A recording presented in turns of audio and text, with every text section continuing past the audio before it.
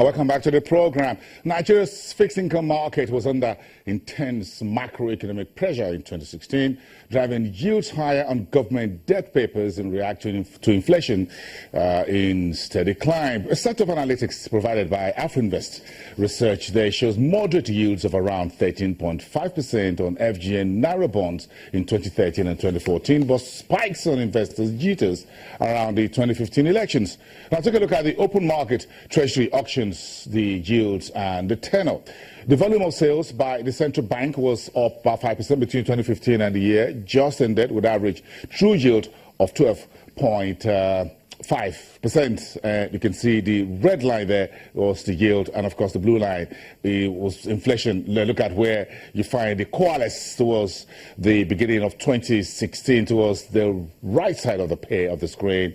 And then you can see how yields and inflation are heading higher, and you can see a bit of a dash black there in the middle, representing the monetary policy rates now at 14%.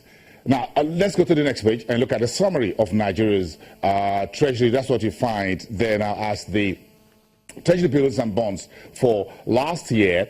That tells an interesting story if you look at it from mid-year on in June. While the size of securities offerings were tapering or trending lower, the average marginal rates were heading north. And of course, you can see the first quarter. In the second box to your right, you find that the fourth quarter 2016 average tenor of about 345 days for treasury bills was around 1.0, but you look at the same rate at the same level in fourth quarter 2015, you see 0.5. Now, in terms of what you see there in at the bottom right, you find that the yields were heading higher, whereas the total volume offered by the central bank to the treasury side in red and to the blue side for the FGN bond papers were declining. Towards the end of last year, we saw the FGN bonds around single digit, 39 billion offered in November and 69.2 billion naira offered in December. Volume also moving slightly down as far as treasury bills were concerned. Finally, look at the last page, and that's where you see a quick snapshot of Africa's corporate and sovereign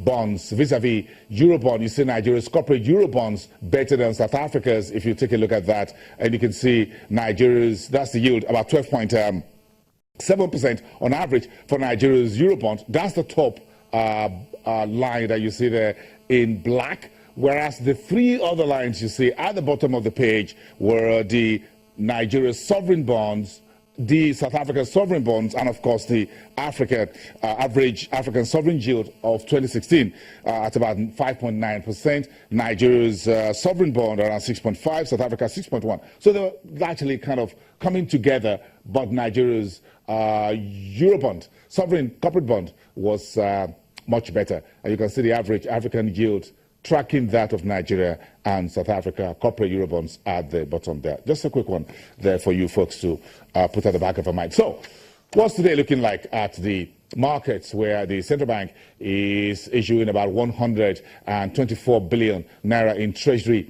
bills to start the new year? I'm being joined now by a fixed income trader with UBA Group. Oladipupo Adeoye is joining us from downtown Lagos on the phone. Good afternoon. Thanks for coming through.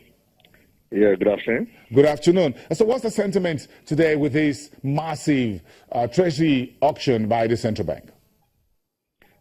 In terms of what we've realized in the market, we've experienced bullish activity on the shorter end of the curve, which is an indication that the 91-day bill will likely come lower than the previous top rate. However, we noticed that for the longer end, market has been relatively quiet. The alternative that we saw is a bearish activity on the bond side, which is further an indication that in the long term, investors believe that yields should still trend upwards.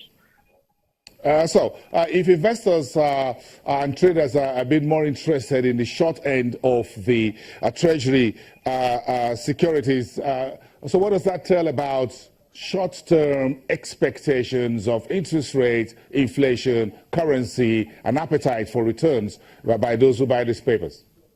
Yeah, I think from what we can see, for investors to be moving to the shorter end of the curve, what we think is affecting that at the moment is the reality of a kickstart of the new year.